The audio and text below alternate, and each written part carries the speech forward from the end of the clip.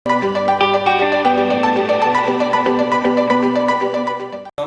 हम लोग स्टार्ट करेंगे चैप्टर नंबर 2। चैप्टर नंबर 2 को स्टार्ट करते हैं। इसका हमारे पास फर्स्ट टॉपिक है रियल नंबर्स। रियल नंबर कौन से नंबर होते हैं, उससे पहले हम लोग नंबर की टाइप्स को डिस्कस कर लेते हैं। नंबर की टाइप्स में हमारे पास फर्स्ट है नेचुरल नंबर। नेचुरल नंबर हमारे पास कौन से नंबर होते हैं जिनको हम लोग काउंटिंग ऑफ ऑब्जेक्ट्स के लिए यूज करते हैं, मतलब ऑब्जेक्ट्स को काउंट करने के लिए, ऑब्जेक्ट को काउंट करने के लिए यूज करते हैं। हमारे पास कौन से नंबर होते हैं? Natural number. नेचुरल नंबर को आप लोग किससे रिप्रेजेंट करते हो? एन से डिनोट करते हो आप लोग। और ये स्टार्ट कहाँ से होते हैं? ये 1 से स्टार्ट होते हैं, 1 से लेके एंड सो ऑन आगे चलते जाते हैं। उसके बाद इसके बाद आते हैं होल नंबर। होल नंबर कौन? नेचुरल नंबर का मैंने आपको बता दिया। नेचुरल नंबर कौन से होते हैं? जो ऑब्जेक्ट्स की काउंटिंग के लिए यूज होते हैं और 1 से स्टार्ट होते हैं एंड सो ऑन चलते जाते हैं। होल नंबर कौन से नंबर होते हैं? अगर आप लोग फॉर एग्जांपल ये 1 से स्टार्ट हुआ एंड सो ऑन चलता गया, होल नंबर कौन से होते हैं? होल नंबर को आप लोग W से डिनोट करते हो और इसमें क्या आ जाता है? As it is 1 2 3 and so on, और इसमें क्या इंक्लूड होता है? 0 इंक्लूड हो जाता है, मतलब 0 1 2 3 एंड सो ऑन ये आगे चलता रहता है। अब हमारे पास नेचुरल नंबर का भी हमें पता चल गया, होल नंबर्स का भी पता चल गया। अब इसके बाद आते हैं इंटीजर्स। इंटीजर्स वो होते हैं जिनमें आपके पास पॉजिटिव नंबर्स भी हो एंड नेगेटिव नंबर्स भी हो और इसमें 0 भी इंक्लूड हो। फॉर एग्जांपल इंटीजर को आप लोग किससे डिनोट करते हो? आप लोग Z से डिनोट करते हो इसे। अब ये इसको मैं कैसे लिख सकता हूँ? -3 -2 -1 0 1 2 3 0 1 2 3 एंड सॉरी मैंने यहाँ पे गलती कर दी, मिस्टेक कर दी, यहाँ पे आ जाते सो ऑन, आगे चलते रहते हैं। अब आप लोग देख सकते हैं मैंने कहा था इसमें पॉजिटिव नंबर्स भी होंगे, नेगेटिव नंबर, पॉजिटिव नंबर्स भी होंगे, नेगेटिव नंबर्स भी होंगे और 0 भी इंक्लूड होगा। तो ऐसा सेट जिसके अंदर नेगेटिव नंबर भी हो, पॉजिटिव नंबर भी हो, 0 से उसको हम लोग क्या कहेंगे? इंटीजर्स। अब इसके बाद क्या हो जाता है? Set of real numbers. Set of real numbers, इसमें हमारे पास फर्स्ट टॉपिक क्या है? सेट ऑफ रियल नंबर में हमारे पास सबसे पहले क्या चीज आती है? Rational number. इसको मैं यहां पे लिख देता हूं।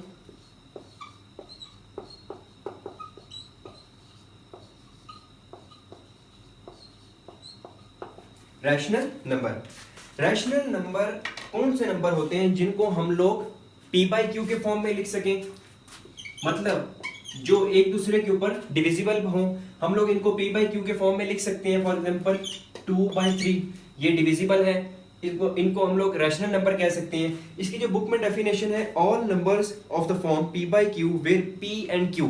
अब इसमें एक कंडीशन है जो मस्ट है कि P और Q जो है वो लाजमी तौर पर इंटीजर्स होने चाहिए, इंटीजर वैल्यू होने चाहिए ऊपर P एंड Q, मतलब P बाई Q के फॉर्म में हो, फर्स्ट कंडीशन। सेकंड क्या है कि ये इंटीजर हो।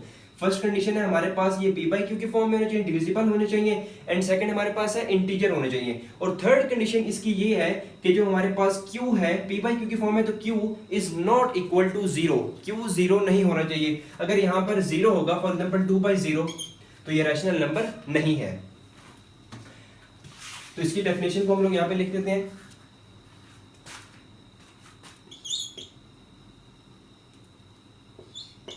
All numbers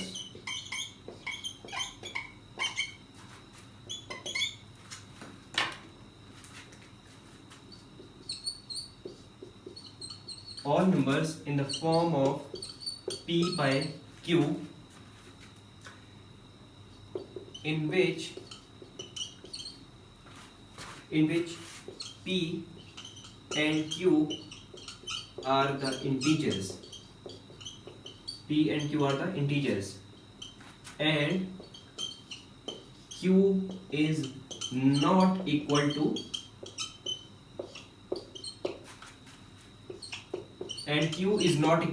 zero। इसकी डेफिनेशन क्या है? All numbers in the form of P by Q divisible हो।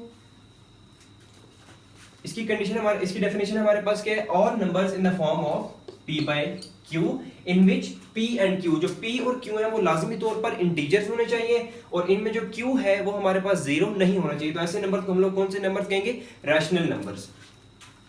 अब इसके बाद हम लोग देख लेते हैं, फॉर एग्जांपल अब रैशनल नंबर्स हैं। रैशनल नंबर्स की एक एग्जांपल हम लोग ले लेते हैं 2/3। इसको अगर आप सॉल्व करो कैलकुलेटर में तो हमारे पास क्या आ जाएगा? 2 divided by 3 which is equal to 2 divided by 3 which is equal to 0.6666। अब ऐसा नंबर 2/3 इक्वल टू हमारे पास क्या है 0.666। अब ये हमारे पास क्या है, रैशनल नंबर तो है, लेकिन इसके बाद हमारे पास ये क्या बन जाएगा, ये रैशनल नंबर ऐसा नंबर जो p/q के फॉर्म में भी है हमारे पास, और जिसका जो डिनोमिनेटर है हमारे पास वो 0 भी नहीं है, तो ऐसे नंबर को हम लोग कौन सा कहेंगे, रैशनल नंबर। अब हम लोग देखते हैं इररेशनल नंबर कौन से होते हैं। Irrational number all the numbers which can not be expressed as quotient of integer. ऐसे नंबर जिनको हम p/q के फॉर्म में नहीं लिख सकते, ऐसे नंबर जिनको हम p/q के फॉर्म में एक्सप्रेस नहीं कर सकते, जो डिविजिबल नहीं होते, उनको हम लोग कौन से नंबर कहते हैं, irrational number.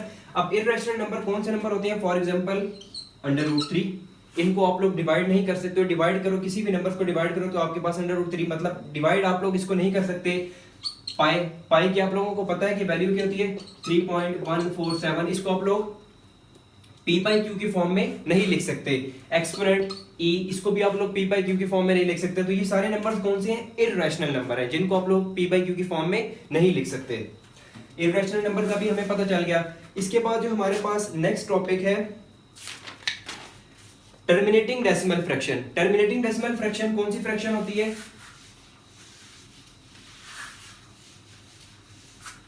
terminating the decimal fraction in which there are finite number of digits in its decimal part is called terminating decimal fraction. For example, एक हमारे पास है, एक एग्जांपल है हमारे पास 2/5, इसको आप लोग डिवाइड करो तो आपके पास क्या आता है 0.4। एक और एग्जांपल मैं आप लोगों को बता देता हूँ, 3/8 है हमारे पास, ये क्या है 0.375। इनको आप डिवाइड करोगे तो आपके पास क्या आ जाएगा 0.375। आपको पता है ये डेसिमल फ्रैक्शन है, और पॉइंट के बाद आपके पास फाइनाइट नंबर्स हैं, आपके पास फाइनाइट नंबर्स हैं, आप लोग इनको गिन सकते हो, आप लोग इनको काउंट कर सकते हो। सेकंड जो हम लोगों ने एग्जांपल ली 3/8, इसमें भी आप लोग देख सकते हो हमारे पास है 0.375। एक पॉइंट पर आके आपके पास जो नंबर्स हैं वो स्टॉप हो चुके हैं, वो आगे मजीद आगे नहीं जा रहे, 0.4 इसके बाद स्टॉप, आगे नंबर्स नहीं जा रहे, आप लोग इनको काउंट कर सकते हो। ऐसे नंबर जो फाइनाइट नंबर जब आ जाते हैं तो ऐसी फ्रैक्शन को हम लोग कौन से कहते हैं, टर्मिनेटिंग डेसिमल फ्रैक्शन। मैं इसको यहां पे लिख देता हूं,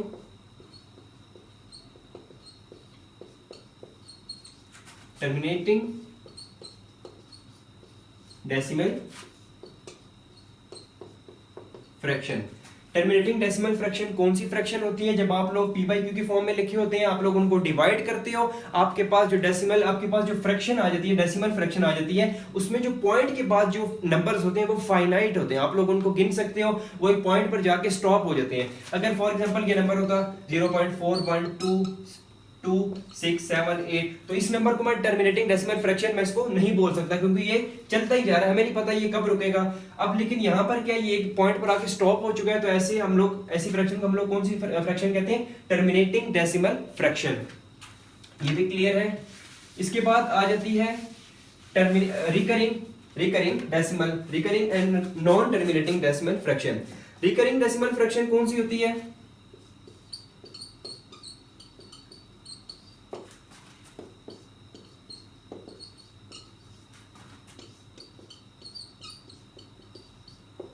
recurring decimal fraction. Recurring decimal fraction ऐसी फ्रैक्शन, फॉर एग्जांपल मैं एक एग्जांपल इसकी ले लेता हूं, मेरे पास एग्जांपल है 2/9।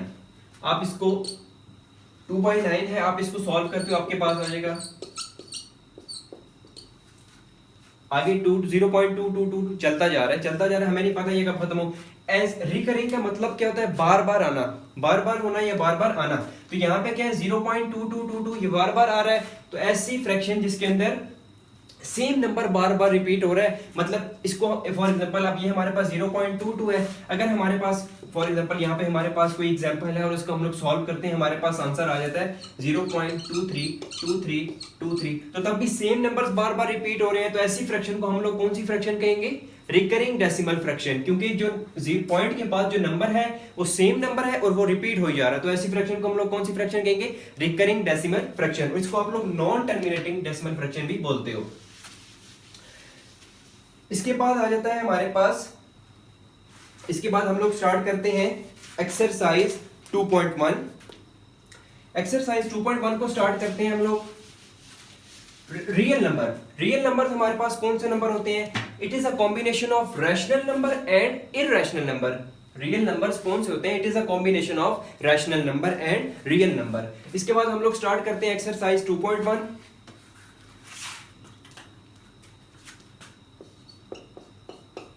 हमारे पास क्या है?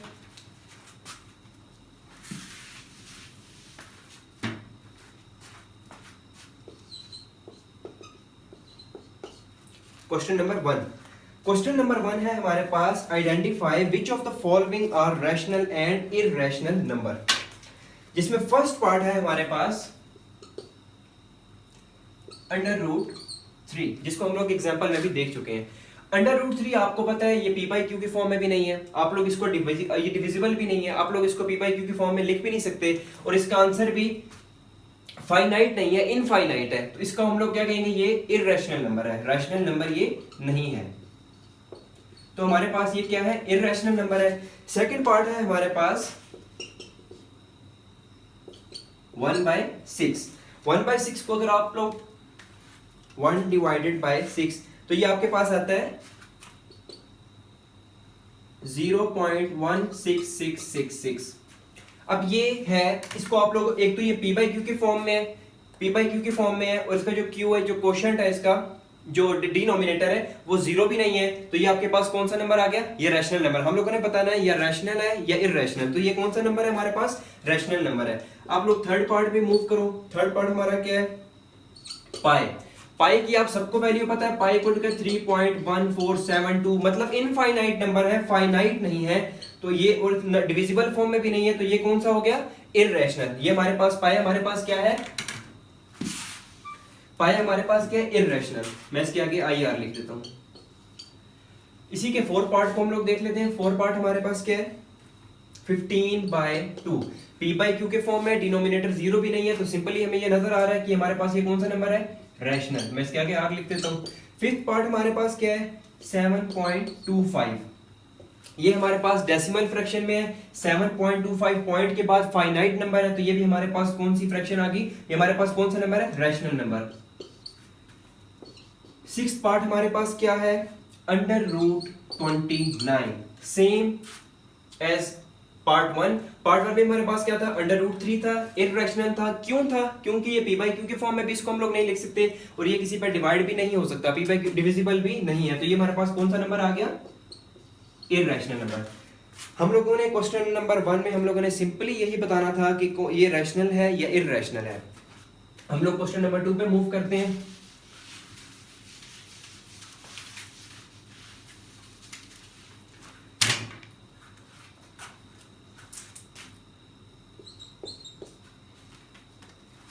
क्वेश्चन नंबर 2 है हमारे पास, convert the following fraction into decimal fraction.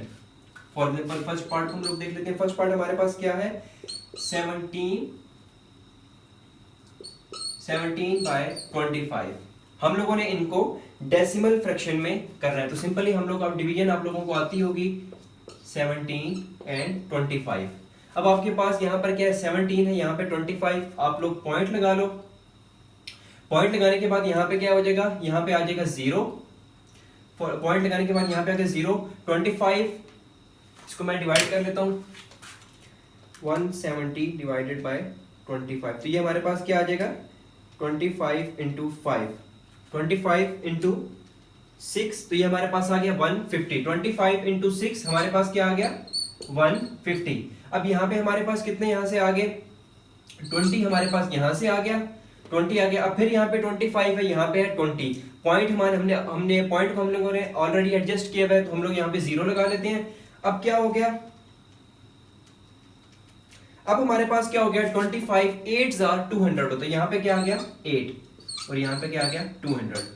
अब आगे ये मजीद सॉल्व नहीं हो सकता, क्योंकि हमारे पास यहाँ पे 0 ऑलरेडी आ चुका है। तो हमारे पास आंसर यहाँ पे हमारे पास क्या आ गया? 0.68।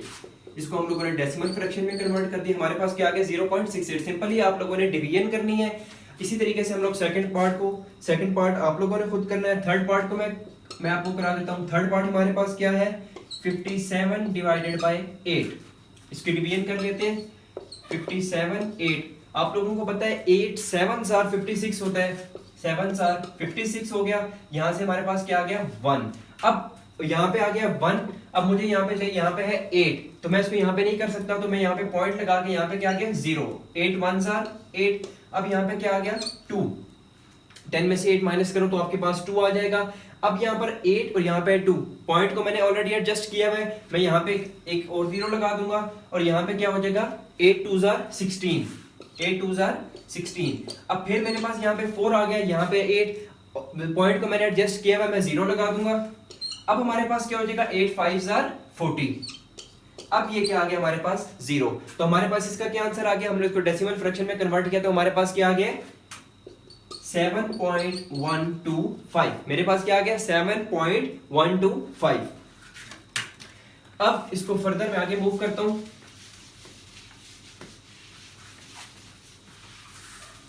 पार्ट 3 भी हमारा हो चुका है। पार्ट 5 को मैं सॉल्व करता हूं। पार्ट 5 है हमारे पास 5 डिवाइडेड बाय 8। सिंपली आप लोगों ने डिवाइड करना है 5 और यहाँ पे आ गया 8। अब यहाँ पे 5, यहाँ 5 इससे छोटा है, मैं पॉइंट लगा के यहाँ पे लगा देता हूं 0। मैंने पॉइंट लगा के यहाँ पे लगा दिया 0, ये हो गया 50। 8 5 40, 8 6 48। यहाँ पे क्या गया 48, यहाँ से फिर 2 कैरी 2 बच गए यहाँ पर। अब यहाँ पे है 8, यहाँ पे है 2, पॉइंट मैंने लगाया हुआ, मैं 0 लगा देता हूँ। फिर 8 2 16, यहाँ से हमारे पास क्या बच गया 4। अब यहाँ पे 8, यहाँ पे 4, 4 इससे छोटा है, मैंने पॉइंट लगाया हुआ है, मैं एक 0 लगा देता हूँ। 8 5 40, तो यहाँ पे मेरे पास क्या आ गया 0.625, 0.625। डेसिमल फ्रैक्शन में कन्वर्ट किया तो हमारे पास क्या आ गया 0.625। इसी तरीके से मैं लास्ट पार्ट को करता हूं। लास्ट पार्ट है मेरे पास 25/38।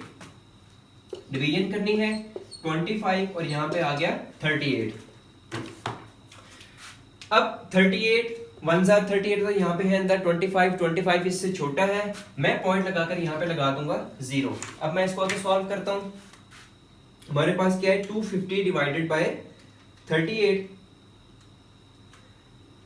38 इंटू 6 करता हूं तो ये बनता है 228। 38 इंटू 6 हमारे पास क्या आ जाता है 228। अब ये हमारे पास क्या 10 में से 8 गए 2, 4 में से 2 2, 22 आ गया। फिर यहाँ पे 38 है, पॉइंट हमने लगाया हुआ, मैं यहाँ पे दोबारा 0 लगा देता हूं तो ये क्या हो गया। अब मैं करता हूं 38 इंटू 5, 38 इंटू 5 मेरे पास आता है 190। 38 इंटू 5, 38 इंटू 5 करूंगा तो मेरे पास क्या आ गया 190। अब यहां से मेरे पास कितने बच गए 30 आ गया मेरे पास, 0 and 12 minus 9 which is equal to 30। अब मेरे पास पॉइंट मैंने लगाया हुआ, मैं एक दफा दोबारा 0 को यहाँ पे लिख देता हूं क्योंकि ये 30 है, ये 38 है, यहाँ पे दोबारा आ गया 0। अब 300 डिवाइडेड बाय 38 करते हैं तो मेरे पास आ जाता है 6। 38 इंटू 6 करोगे तो आपके पास आ जाएगा 228।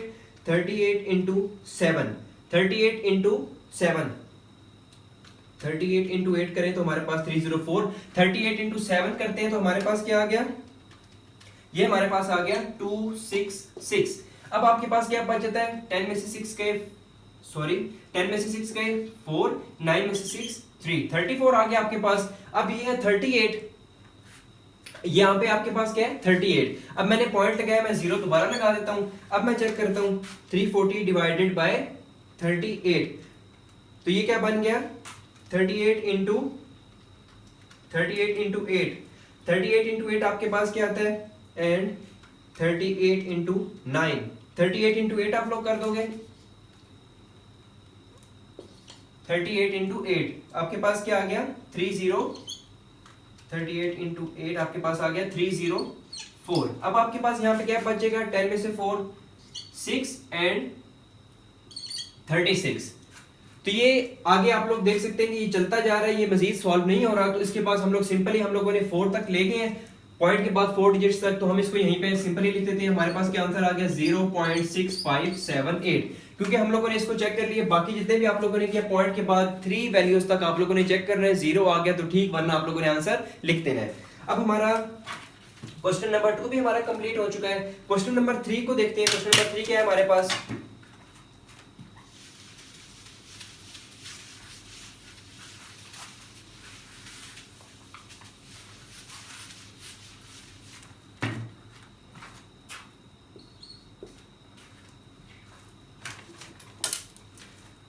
क्वेश्चन नंबर 3 है हमारा, which of the following statement are true and which are false. First statement इसकी क्या है, 2/3 इज एन इररेशनल नंबर।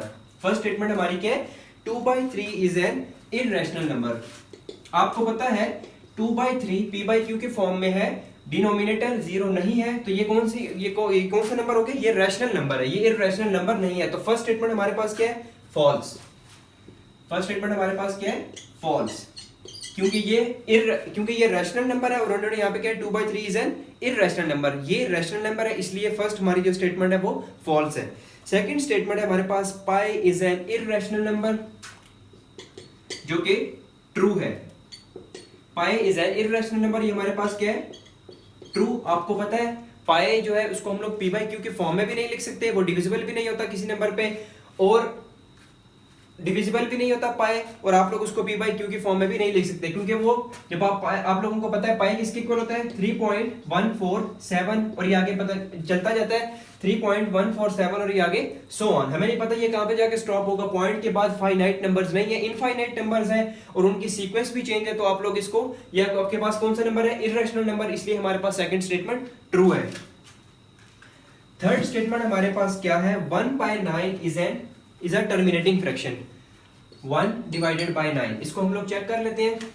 1/9, 1/9 आपके पास आता है 0.111111 एंड सो ऑन, मतलब 1 चलता जाए, हमें नहीं पता ये कहां पे जाके स्टॉप होगा। लेकिन मैंने आपको बताया था कि टर्मिनेटिंग फ्रैक्शन ऐसी फ्रैक्शन होती है कि पॉइंट के बाद नंबर्स फाइनाइट हों, फॉर एग्जांपल 1 to 5, जो नंबर्स हैं वो एक पॉइंट पर जाकर स्टॉप हो जाए, आगे मजीद ना बढ़े। लेकिन आप लोग ये देख सकते हैं, इसको मैंने सॉल्व किया, डिवाइड किया, तो ये हमारे पास क्या है 0.1111, जो कि रिकरिंग फ्रैक्शन है। रिकरिंग फ्रैक्शन है, टर्मिनेटिंग फ्रैक्शन नहीं है। टर्मिनेटिंग फ्रैक्शन में पॉइंट के बाद फाइनाइट नंबर्स होते हैं जिनको आप लोग गिन सकते हो, काउंट कर सकते हो। तो आपके पास फोर्थ स्टेटमेंट आपके पास क्या है, सॉरी थर्ड स्टेटमेंट आपके पास क्या है, फॉल्स।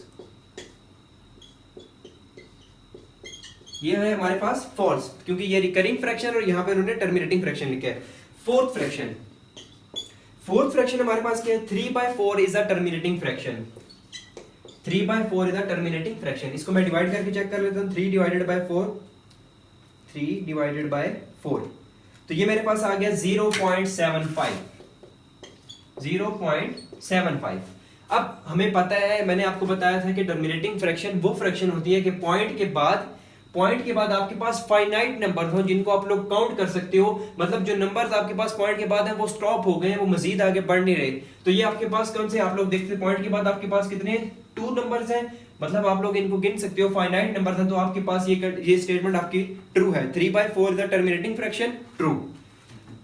फोर्थ आपके पास क्या है, true.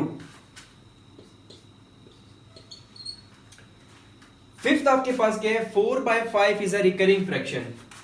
4/5 is a recurring fraction. 4/5 हम लोग ही चेक कर लेते हैं, 4 divided by 5 which is equal to 0.8। 0.8।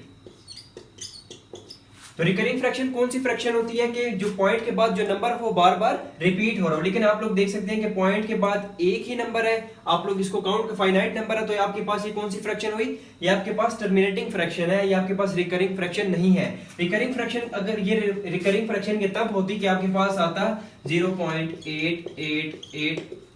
अगर ये आपके पास आता आंसर 4/5, अगर आप लोग इसको सॉल्व करते तो आपके पास ये आंसर आता, तो तब ये रिकरिंग फ्रैक्शन थी। लेकिन ये रिकरिंग फ्रैक्शन नहीं है, टर्मिनेटिंग फ्रैक्शन है, तो इसलिए आपके पास ये स्टेटमेंट भी फॉल्स। फिफ्थ स्टेटमेंट आपकी कौन सी है, फॉल्स।